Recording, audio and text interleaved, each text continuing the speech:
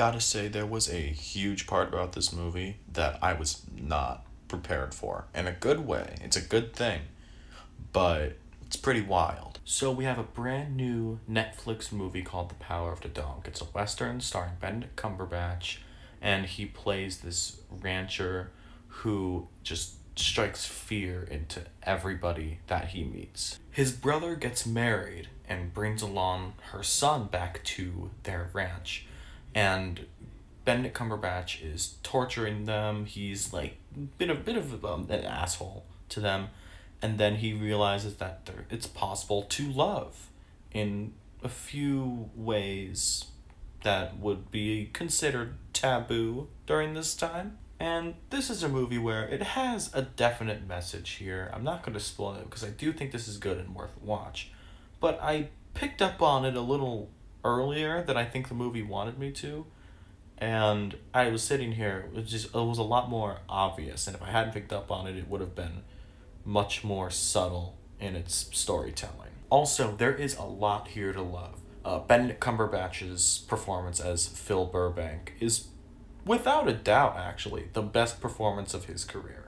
He is legitimately fantastic in it, and I really hope he gets some kind of award for this. Jane Campion, the writer and director of this is her first movie in 12 years, and it really seems like she spent the time to create something genuinely beautiful. This was filmed out in New Zealand, and you can tell it's gorgeous. This movie looks absolutely gorgeous. The score from Johnny Greenwood is also spectacular, who has two great scores under his belt already this year. Kodi Smit-McPhee, who plays the wife's son, is also really good and probably the best performance of his career as well. Jesse Plemons and Kirsten Dunst are fine, although I do like the both of them, but they really just could have been given more. I don't know, I guess overall this is a movie I more appreciated for what it's trying to tell and what it's trying to do, rather than enjoying it as like a movie. But along with that, there are some genuinely incredible aspects about this that really can't go unnoticed.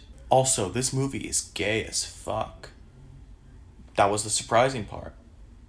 It was awesome. But yeah, The Power of the Dog is a surprisingly great look at the changing dynamics of masculinity and gender in 1920s Montana.